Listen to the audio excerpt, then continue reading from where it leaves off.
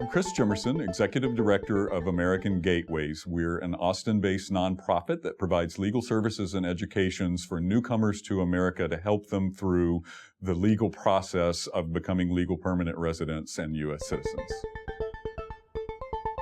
One of the things that unfortunately happens is a person from a country where they were facing severe abuse, torture, death threats, comes here seeking justice because they've heard about America and what we all believe in as our rights. They come to the U.S. and ask for asylum, ask to stay here and to be protected from that, and they immediately get put into an immigration detention center. They're in this center that's very jail-like.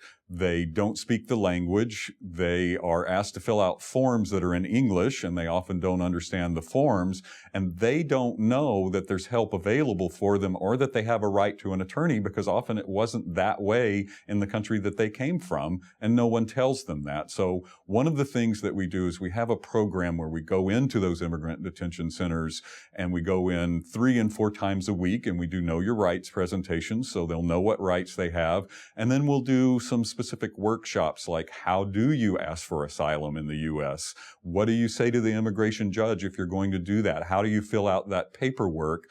And then offer them, when we can, actual legal representation so that we can help them through that process. American Gateways also helps a lot of women who are trapped in a situation of domestic violence. What happens is they meet a U.S. citizen or a legal permanent resident and they marry that person, and that person then applies for them to be able to be here in the country because of the marriage.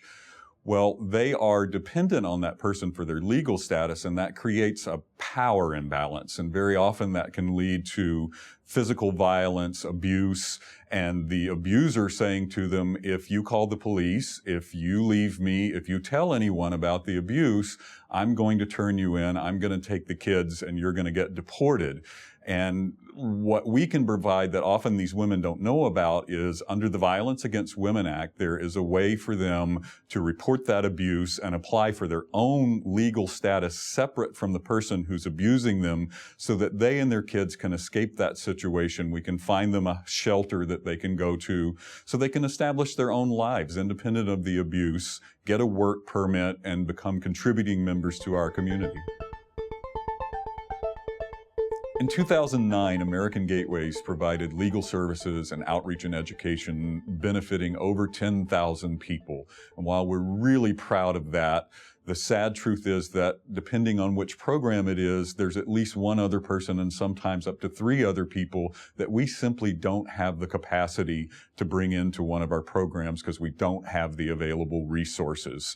There are estimates that in the Austin metropolitan area, there are close to 300,000 foreign-born persons. What we have to realize, though, is very often people from other countries are undercounted by the very fact that they just got here. So the need is tremendous, and as many people as we're able to serve, there are at least that number and probably more that we're not able to provide services for simply because we lack the resources.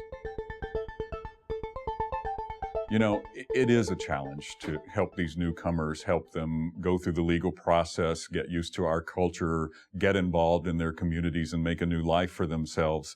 But I always think, you know, if it was our kids that were threatened, if it were our kids that might be tortured, that might be put into prison simply for a religious belief or a political belief, you know, we would take them somewhere where we think they could have a better life and have a hope for a life at all.